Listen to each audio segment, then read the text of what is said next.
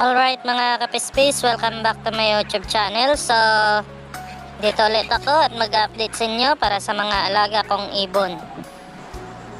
Mga kapispis, ito pala yung colony cage ko na merong mga Java Sparrow at mga Zebra Dove o bato-bato. Pinagsama ko na lahat sila dito kasi yung kulungan ng Zebra Dove ko ay sinira ko na at inilipat ko sila dito. So, ito nga pala ay colony cage talaga ng mga Java Sparrow ko. Silipin natin ang loob mga kapispis at marami ng mga inakay sa kanilang mga pugad.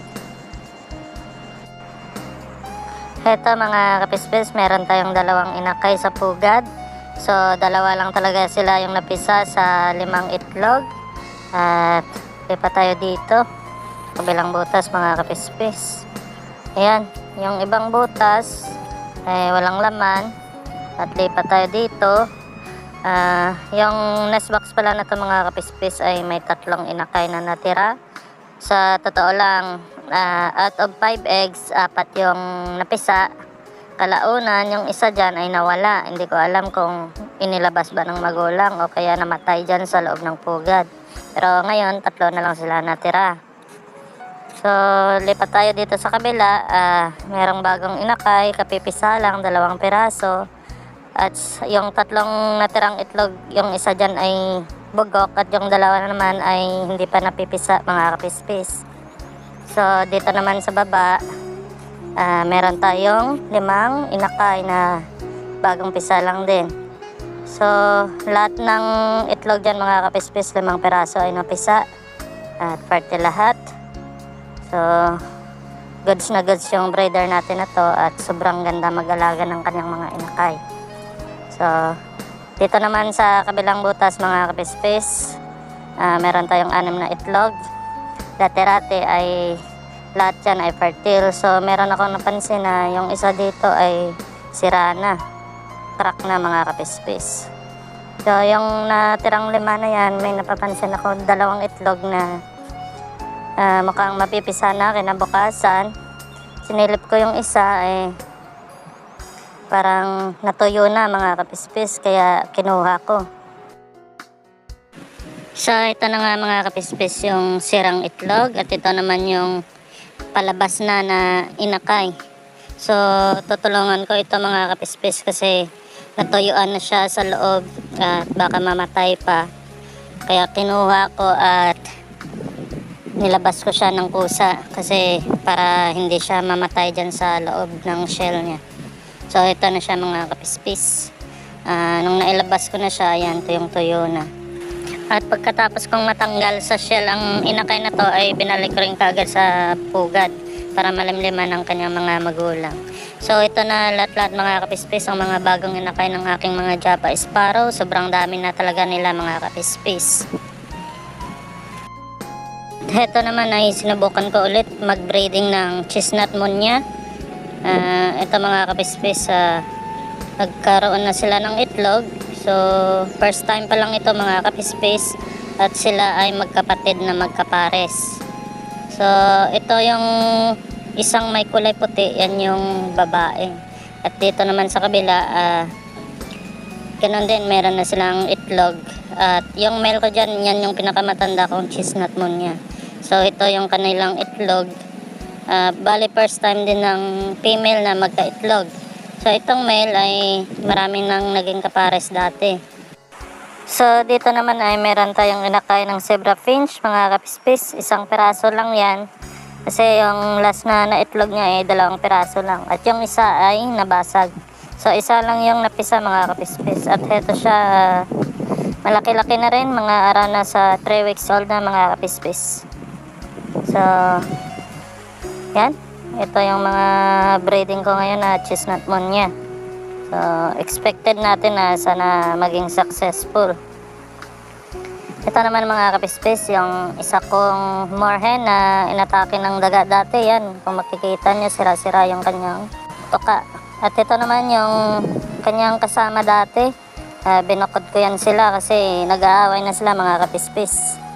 At sa loob nito ay meron nga pala siyang kasamang mga Java Sparrow na matured na. So, ang edad nito mga kapispis ay nasa around 4 to 8 months na. Halo-halo na yan sila mga kapispis. 16 piraso yung nasa loob ng kulungan na to. So ito yung mga i-out ko kapag may bibili. Bago ko nga pala inilipat ang chestnut munya na magkapares dito mga kapispis, ay dati itong kulungan ng aking Zebra Finches. Dito ko sila ginawang breeder, dito ko sila pinarami. So nag-decide ako mga kapispis na ilipat sila sa isang kulungan na kulay green yung screen. So heto na sila mga kapispis at dito na sila permanente mga kapispis kasi nagbe-breed na rin sila dito. Ito kasi sila dati mga kapispis nung hindi ko pa sila inilipat dun sa kabilang cage. At yung cage na to mga kapispis ay nilagyan ko din ng moorhen. So itong nilipatan kong cage mga kapispis ng Zebra Finches ay dating breeder cage ng aking Java Sparrow. Dalawang magkapares yan dito.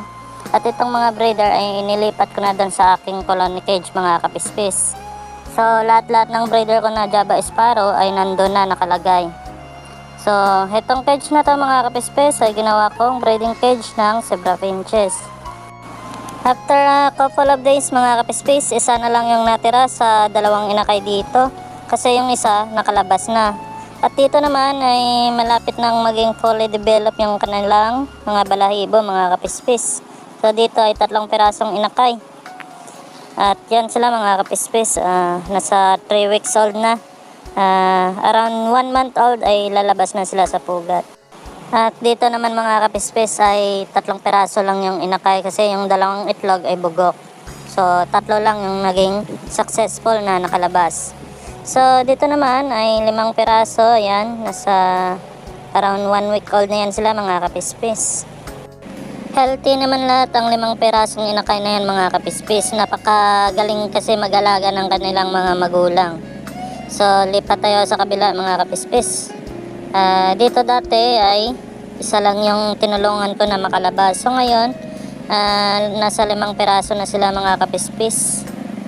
Napisa lahat yung natirang itlog bukod doon sa isa na nasira kasi nabasag. After ilang araw ulit mga kapispis, ito na yung 3 pirasong inakay. Nilagyan ko na rin ng plastic na leg band. Clip type lang yan mga kapispis. So yan na sila at tumutubo na yung mga balahibo nila mga kapispis. At ito naman yung 5 piraso na inakay, halos magkasing edad lang doon sa taas na 3 piraso kanina. So yan sila mga kapispis, meron na rin silang leg band sa kanilang mga paa. Yan, tanda yan na magkakapatid sila at pare-parehas yung kanilang kulay. So dito naman yung 5 piraso din mga kapispis. Ito sila, yan, tumutubo na rin yung kanilang mga balahibo mga kapispis. So lalagyan ko din yan sila ng leg band mga kapispis.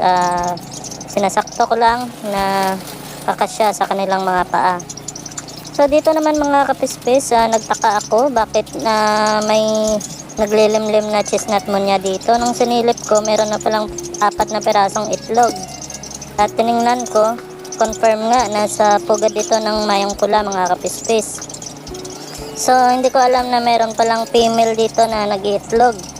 So tinitingnan ko pa kung aling female na chestnut munya yung nag-iitlog dito mga kapispis. At ito din meron ding itlog ng Zebra Dove. So yan mga kapispis, hindi ko inasahan na magkakaroon ng itlog dito yung chestnut munya at Zebra Dove. So na-harvest ko na pala mga kapispis yung mga nakalabas na sa pugad na mga inakay at ito sila ay marunong nang tumuka. Yung 2 magkapatid dyan at yung 3 magkapatid. Yung isa naman ay naunayan mga kapispis. So ito na sila mga kapispis at ililipat ko na sila ng kulungan kasi kung may bibili ay saka ko sila ibebenta. So hanggang dito na lang ang video ko mga kapispis. Maraming salamat sa inyong panonood.